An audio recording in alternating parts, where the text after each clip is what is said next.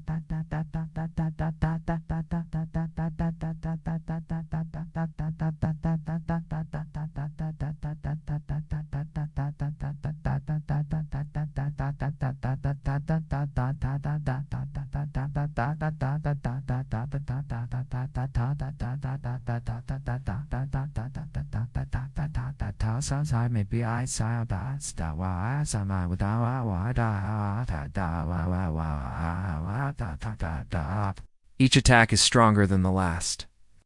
Jake lifted a full trash bag from one of the cans. His movements were smooth and practiced, but his ears were focused on the Admiral's words. "They are using new tactics," she continued. "Our current commanders are struggling to understand their battle plans. We need officers who know how the Xanthari think. Officers who have fought them before and won." One of the cadets raised her hand. Jake glanced over and saw it was Lisa Turner. She was one of the top students in the academy, smart and determined. She asked good questions in the classes Jake cleaned. Admiral Lisa said, "What about the heroes from the last war? Commander Alex Hunter defeated an entire Xanthari fleet at Kepler 442. Couldn't officers like him help us now?" Admiral Hayes looked sad for a moment. Commander Hunter was lost in the final battle at Proxima Station. He died saving 3 colony ships full of civilians. Any of our best commanders from that war are gone now. Jake's hand tightened on the trash bag. He forced himself to keep working normally. It's just another janitor cleaning up after a meeting. We must train new officers, the Admiral said. Young people like yourselves who can learn to fight this enemy. The fate of humanity depends on it. Jake finished with the trash cans and moved to clean the tables. Some cadets had left papers and empty coffee cups behind. He collected everything carefully. As he worked, he noticed Lisa Turner watching him. She had curious eyes that seemed to see more than most people. Jake avoided her gaze and continued cleaning. When he bent down to pick up a dropped pen, his collar shifted slightly. For just a moment, a small part of his neck was visible. There were marks there, dark lines that looked like they might be part of a larger design. Lisa saw it. Jake felt her eyes on him and quickly adjusted his collar. He picked up the pen and placed it on the table. When he looked up, Lisa was still staring at him. There was something different in her expression now, something that made Jake uncomfortable. He finished cleaning the table and pushed his cart toward the door. As he passed Lisa's row, she spoke to him. "Thank you for keeping our classroom clean," she said. Her voice was polite, but Jake could hear something else in it. Curiosity, maybe, or suspicion. "Just doing my job," Jake replied quietly. He did not look at her directly. "You do it very well," Lisa said. "Better than most people would." Jake nodded once and continued toward the door. Behind him, he could hear Admiral Hayes still talking about the war, about the brave pilots who would need to fight the Xanthari, about the sacrifices that would have to be made. Jake pushed his cart into the hallway and took a deep breath. Years of hiding, 3 years of being invisible, 3 years of trying to forget who he used to be. But the war was getting closer, and Jake was starting to think that he might not be able to hide much longer. Lisa Turner could not sleep that night. She lay in her small bed in the cadet dormitory staring at the ceiling. The image of Jake Morrison's neck kept coming back to her mind. Those dark lines she had seen for just a moment, they looked like a tattoo, but not just any tattoo. The pattern seemed familiar somehow. She got up and turned on her study tablet.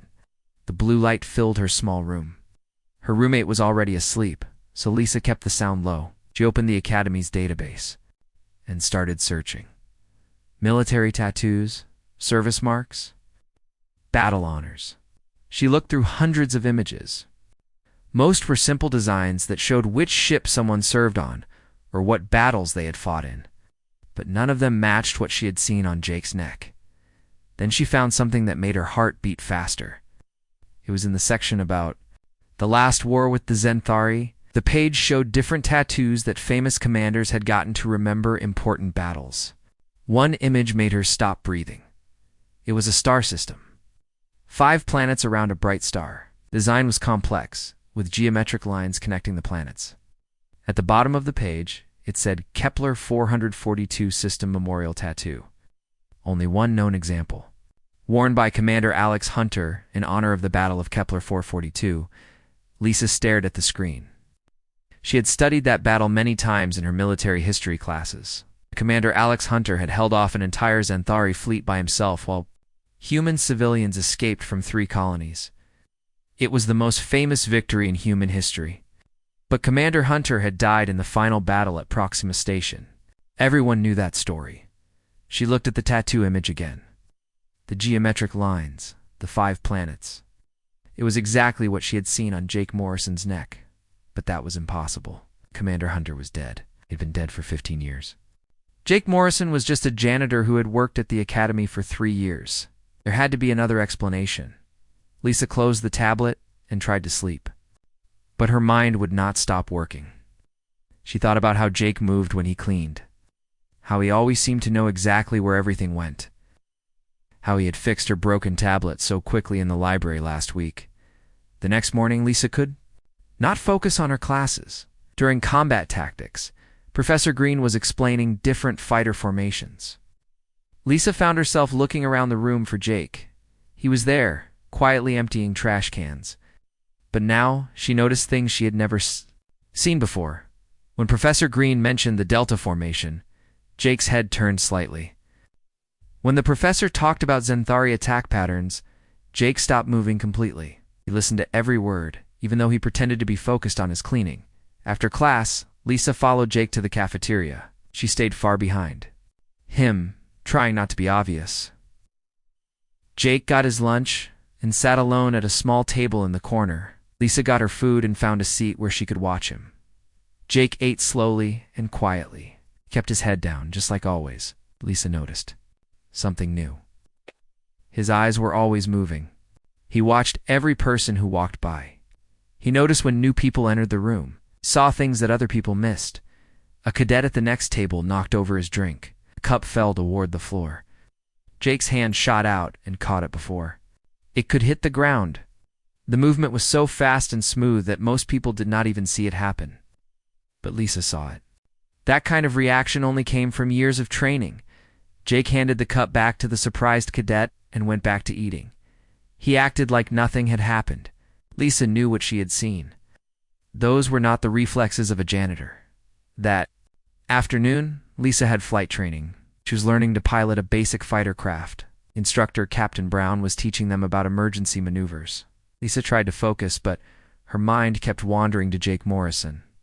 After training, she went to the Academy library. She found a quiet corner and started researching Commander Alex Hunter. She read everything she could find about his life and career. Born in Chicago, joined the fleet at age 18, became the youngest fighter pilot in history to command a squadron. The more she read, the more questions she had. There were very few pictures of Commander Hunter. The ones that existed were usually from far away or showed him wearing a helmet. The official record said he was 28 when he died at Proxima Station. That would make him 43. Years old today, Jake Morrison looked like he could be in his 40s. Lisa found an old interview with Hunter's wingman, Captain Ryan Brooks. Brooks had died in the same battle, but he had given this interview just before the final mission. He talked about how Hunter could predict what the enemy would do before they did it, how he moved like he could see the future. Lisa closed the files and leaned back in her chair. She was starting to believe something impossible, but she needed proof. That evening, she followed Jake again. This time she was more careful. She stayed in the shadows and kept her distance. Jake finished his regular cleaning duties and then did something unexpected. Instead of going to his quarters, he walked toward the old section of the academy. Lisa had never been in that part of the building. It was where they kept old equipment in unused classrooms. Jake walked through the empty hallways like he knew exactly where he was going. He stopped at a door marked Storage. Authorized personnel only. Jake looked around to make sure he was alone. He opened the door and went inside. Lisa waited a few minutes, then crept closer. She pressed her ear to the door and listened. She could hear footsteps inside, and she heard something that made her gasp. It was the sound of a fighter craft's engine starting up. Not a real engine, but the simulation sound from the old training programs. Lisa carefully opened the door, just a crack. Inside was a large room filled with old flight simulators. Jake was sitting in one of them, his hands moving over the controls, like he had done it thousands of times before. On the screen, she could see him flying through a complex battle scenario. He was not just flying, he was dominating. His fighter moved through enemy formations like it was dancing. Every shot hit its target. Every maneuver was perfect. Lisa had never seen anyone fly like that, not even the instructors. The scenario ended and Jake sat back in his chair. For a moment, his careful mask slipped away. Lisa saw the face of a man who had seen too much war, too much death, too much loss. Then Jake turned around and saw her standing in the doorway. For a long moment, they stared at each other in silence.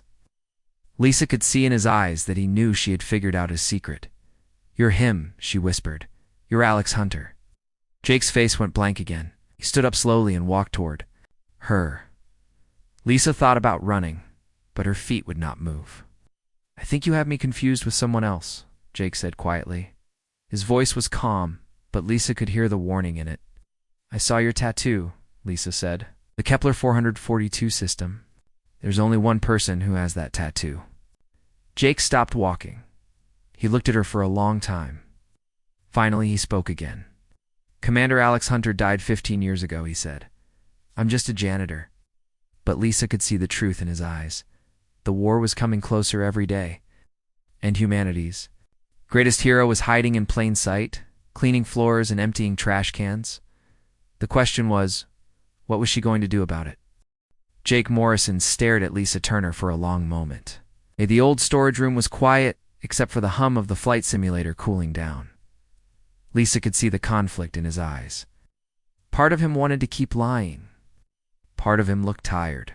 Of carrying his secret alone? You don't understand, Jake said finally. Some things are better left buried. Lisa stepped closer. People are dying out there. Every day more colonies get attacked. Our pilots don't know how to fight the Zenthari, like you do. Jake turned away from her. He walked to one of the old training posters on the wall. It showed a human fighter destroying an alien ship. The poster was faded and torn at the edges. I tried to save people once, Jake said quietly. It didn't work out the way I planned. You saved 3 entire colonies at Kepler 442, Lisa said. Millions of people lived because of what you did. Jake's hands clenched into fists. Ow. And how many died because I wasn't good enough? How many pilots followed me into battles they couldn't win? Lisa had read the reports. She knew about the pilots who had died under Hunter's command. But she also knew about the ones who lived because of his tactics. Ryan Brooks, she said softly. Jake spun around. His face was no longer blank. Now she could see the pain he had. Been hiding for 15 years. Don't, he said. His voice was sharp. Don't say his name. He's your wingman, Lisa continued. Your best friend. He died at Proxima Station trying to save you. Jake's shoulders sagged. He sat down heavily on an old chair. For the first time since she had known him, he looked every one of his 43 years. Ryan should have lived, Jake said. He had a wife, kids, a future. I was the one who should have died in that battle. Lisa sat down across from him. But you didn't die, you're here. And right now, humanity needs you more than ever. Jake shook his head. I'm not the same person I was back then. That man died at Proxima Station, even if his body survived. Then why do you still come here? Lisa asked. She pointed at the flight simulator. Why do you still practice? Jake was quiet for a long time. Then he spoke so softly she could barely hear him. Because I dream about them every night. The Zenthari, their ships, their tactics. I wake up thinking about new ways to fight them, new strategies, new formations. He looked up at her. I can't stop being a soldier even when I try. Lisa felt a spark of hope. Then help us. Teach us what you know. It's not that simple, Jake said. The moment I reveal who I am, everything changes. I become a symbol again. Hero. People expect things from heroes that normal people can't deliver.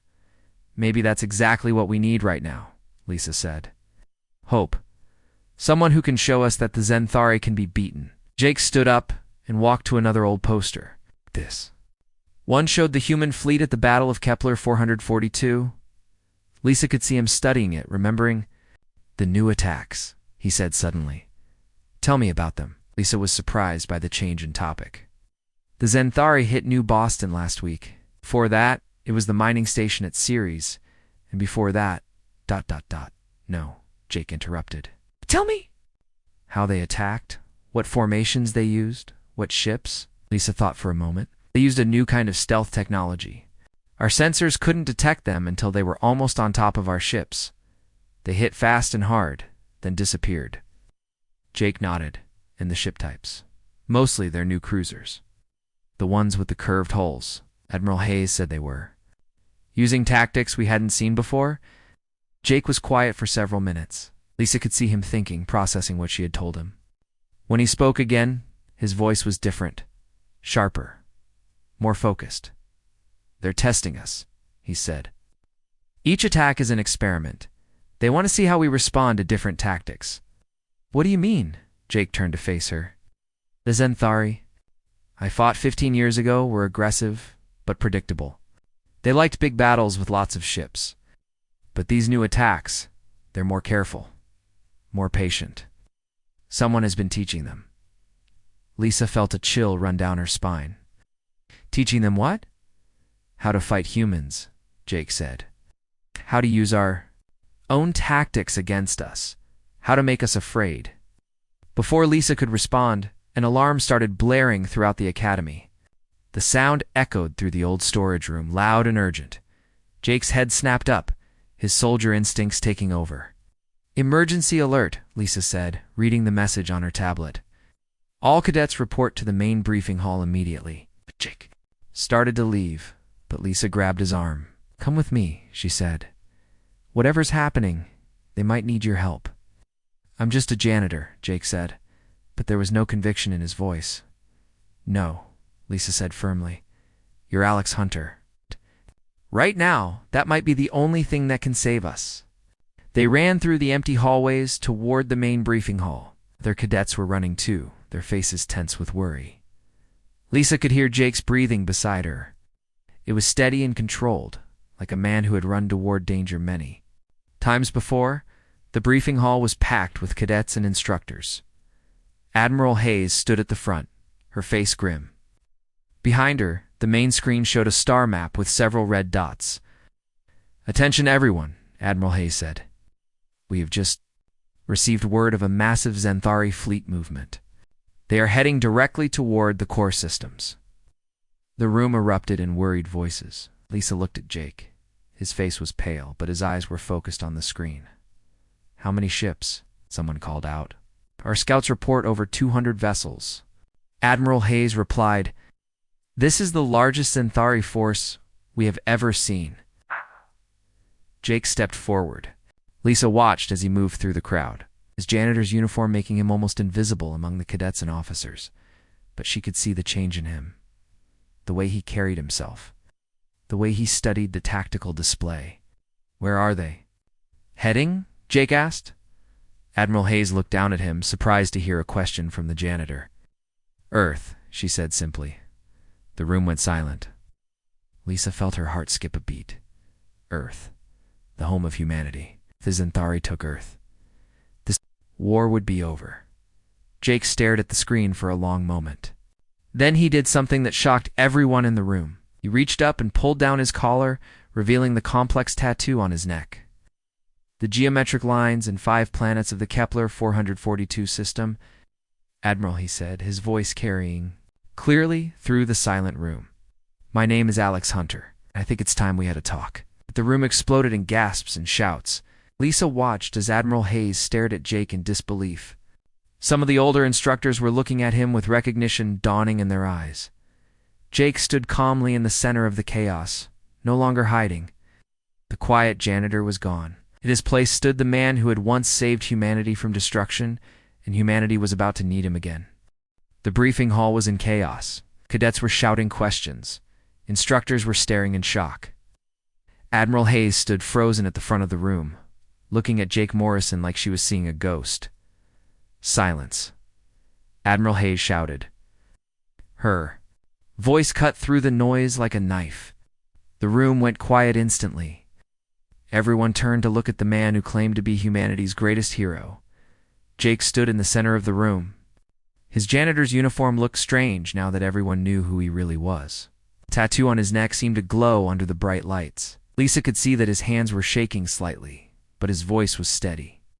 Admiral Hayes, Jake said, I know this is hard to believe. We don't have time for long explanations.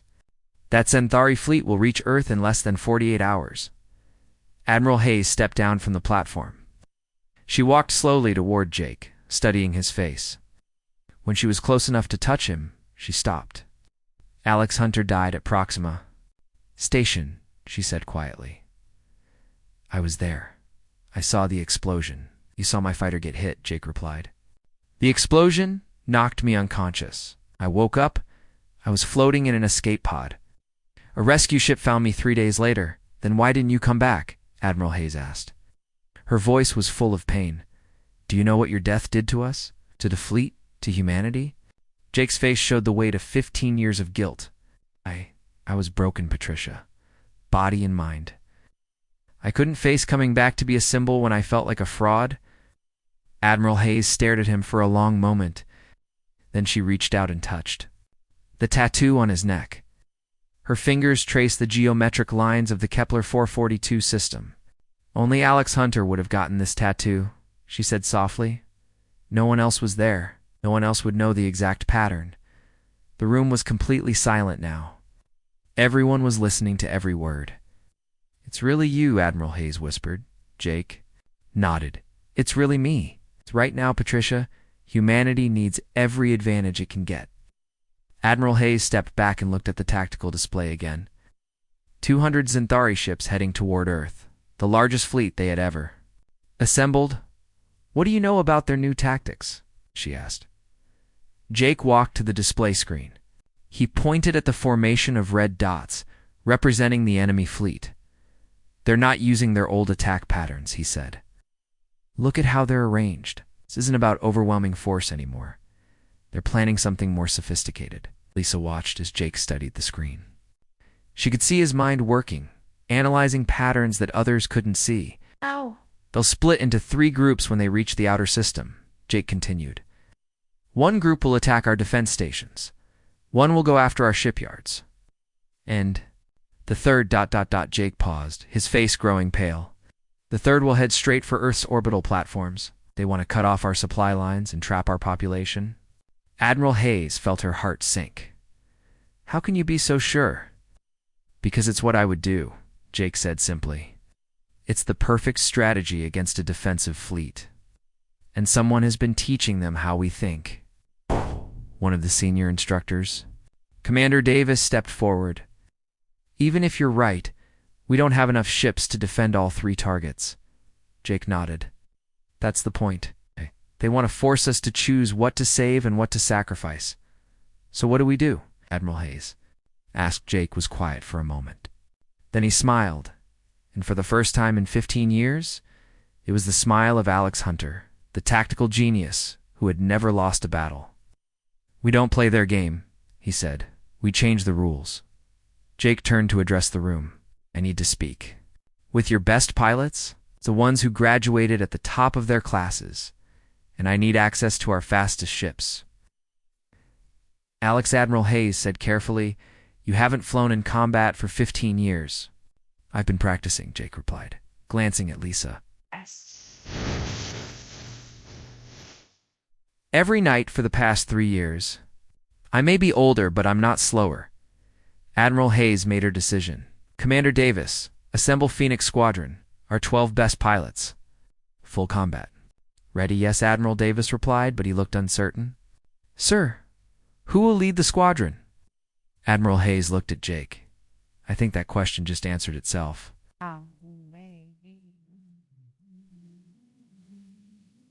Within 2 hours, Jake found himself in a flight suit for the first time in 15 years. The material felt strange against his skin, but familiar too, like putting on old clothes that still fit perfectly. Lisa had been assigned as his aide, helping him prepare for the mission. She watched as he checked his equipment with the careful precision of someone who had done it thousands of times. Are you scared? She asked. Jake paused in his preparations. Terrified, he said honestly, but not of dying. I'm scared of failing again. Of getting good people killed because I'm not as sharp as I used to be. You saved my life once already, Lisa said. When you caught that falling cup in the cafeteria, your reflexes are still perfect. Jake looked at her with surprise. You noticed? That I noticed everything about you after I saw your tattoo, Lisa admitted. The way you moved. The way you listened during briefings. The way you seemed to know things that a janitor shouldn't know. Jake finished putting on his flight helmet. I hope you're right about my reflexes. Because in about 6 hours, we're going to find out. The hangar bay was full of activity. 12 fighters were being prepared for launch. Jake walked among them, checking each ship personally. The other pilots watched him with a mixture of awe and nervousness. Most of them were young, barely older than Lisa. They had grown up hearing stories about Alex Hunter, how they were going to fly into battle with. The legend himself. Jake gathered the pilots around him. Their faces were eager but frightened. He remembered being their age, full of confidence and dreams of glory. War had a way of changing those dreams. Listen to me carefully, Jake said. The Xanthari are expecting us to fight them the way we always have, ship to ship, formation against formation. But we're not going to do that. What are we going to do, sir? Asked one of the young pilots. Jake pulled up a tactical display on his tablet. It showed the route the Xanthari fleet was taking toward Earth. We're going to hit them where they don't expect it, Jake said, while they're still in formation, while they think they're safe. The pilots looked confused. One of them, a young woman named Kelly, raised her hand. Sir, our orders are to defend the orbital platforms. How can we attack the main fleet? Jake's smile was dangerous. Who said anything about attacking the main fleet? We're going after their command ship. Cut. Off the head and the body dies. The pilots looked at each other nervously. It sounded like a suicide mission. Sir, another pilot said, the command ship will be in the center of their formation, surrounded by hundreds of other ships. Jake's eyes gleamed with the light of battle. Leave that to me. I've had 15 years to think about this fight. I know something about the Xanthari that they don't know I know. He looked around at the young faces surrounding him. These pilots were about to risk everything based on the word of a man who had been hiding as a janitor for 3 years. I won't lie to you, Jake said. This mission is dangerous. Some of us might not come back. But if we succeed, we save Earth. We save humanity. Kelly raised her hand again. Sir, why should we trust you? How do we know you can still do what you did 15 years ago? Jake looked at her for a long moment. Then he walked to his fighter and climbed into the cockpit. The other pilots watched as he started the engines and lifted off the hangar deck. What happened next would be talked about at the Academy for generations. Jake's fighter moved through a series of maneuvers that were so complex, so perfect, that they seemed impossible. He flew between the hangar supports like they were standing still. He performed rolls and turns that pushed the limits of what the ship could do. When he landed again, the hangar was completely silent. Every pilot, every mechanic, every officer was staring at him in amazement. Jake climbed out of his cockpit and walked back to the group of pilots. Any other questions? He asked. There were no questions. Only the quiet determination of warriors preparing for the fight of their lives. The war for Earth was about to begin. The 12 fighters of Phoenix Squadron launched from the Academy at dawn. Jake's ship led the formation, cutting through space toward the approaching Xanthari fleet. Behind him flew 11 of the best young pilots humanity had to offer. Lisa watched from the control room as the small group of fighters disappeared into the darkness between stars. Her heart was pounding. In just a few hours, she would know if the quiet janitor she had discovered was truly the hero humanity remembered. Phoenix Leader, this is Control, Admiral Hayes said into her microphone. Enemy fleet is 2 hours from Earth's orbit. Are you in position? Jake's voice came back clear and calm. Affirmative, Control. We're approaching the asteroid field at Sector 7. Beginning stealth approach now. The Xanthari fleet was massive. 200 ships arranged in perfect formation, moving toward Earth like a dark wave. The center of the formation was their command vessel, a huge ship shaped like a twisted spear. It was 3 times larger than any human ship ever built. Jake had studied the intelligence reports during the flight. The command ship was called the Deathbringer. It was protected by shields stronger than anything the Xanthari had used before. Conventional weapons would barely scratch it, but Jake wasn't planning to use conventional weapons. Phoenix Squadron? Listen carefully, Jake said over the radio. The Xanthari don't know we're here yet. Their sensors are focused forward, watching for our main fleet. We have one chance to get this right, Kelly's voice came through the radio. Phoenix Leader, how do we get through their shields? We don't, Jake replied. We're going to make them lower their shields for us. The young pilots didn't understand, but they trusted him. They had seen what he could do. Now they followed him deeper into the asteroid field, using the floating rocks to hide from enemy sensors. Jake's fighter moved between the asteroids like it was dancing. His hands were steady on the controls. After 15 years, he was finally doing what he was born to do. He was fighting for humanity again. Enemy sensors are scanning the asteroid field, reported Tom, one of the squadron's newest pilots. Think they're starting to suspect something, good, Jake said. That's exactly what I want. Jake turned his fighter toward the enemy fleet and accelerated. Behind him, Phoenix Squadron followed. They burst out of the asteroid field at full speed, heading straight for the center of the Xanthari formation. Immediately, alarms started blaring on every enemy ship. The Xanthari had been caught completely off guard. A dozen human fighters attacking. The heart of their fleet was the last thing they had expected. All ships, target the human fighters, came the angry voice of the Xanthari commander. Destroy them immediately. Hundreds of enemy weapons turned toward Phoenix Squadron. The space around them filled with laser fire and plasma bolts. Jake twisted his fighter through the deadly storm, somehow avoiding every shot. "Stay close to me," Jake ordered. "Follow my lead exactly. Don't try to fight them yet." Young pilots gritted their teeth and followed. They wanted to fire back, but they trusted Jake's plan. Whatever he was doing, it had to work. There was no backup plan. Jake led them deeper into the enemy formation. Xanthari ships moved to surround them, but Jake always seemed to know where the next attack was coming from. He flew like he could see the future. Phoenix leader Kelly called out, "There are too many of them. We need to start shooting back." "Not yet," Jake replied calmly. "Wait for my signal." They were almost at the command ship now. The Deathbringer loomed ahead of them like a metal mountain. Its weapons were charging up, preparing to vaporize the small human fighters. That's when Jake did something that shocked everyone watching. Instead of attacking the command ship, he turned away from it. He flew directly toward a much smaller Xanthari vessel on the edge of the formation. Phoenix leader. "You're going the wrong way," Tom shouted, but Jake knew exactly what he was doing. The small ship he was heading toward wasn't just any Xanthari vessel. It was a shield generator ship. Jake had spotted it during his analysis of their formation. The Xanthari were using distributed shield technology, with smaller ships providing protection for the larger ones. "All ships, target that small vessel," Jake ordered. "Everything you've got." Phoenix Squadron opened fire. 12 fighters concentrated all their weapons on the shield generator ship. The small vessel exploded in a brilliant flash of light. Immediately, the shields around the Deathbringer flickered and went down. The massive command ship was suddenly vulnerable. "Now," Jake said, "hit the command ship. Engines first, then the bridge." Phoenix Squadron dove toward the Deathbringer. The young pilots fought with desperate courage, their weapons tearing into the unprotected hull of the enemy flagship. The other Xanthari ships were closing in fast. Phoenix leader. "We've got multiple bogies incoming," Kelly reported. "We're about to be surrounded." Jake looked at his scanner. 50 enemy fighters were racing toward them. Squadron was outnumbered more than 4-1. In a straight fight, they would all die.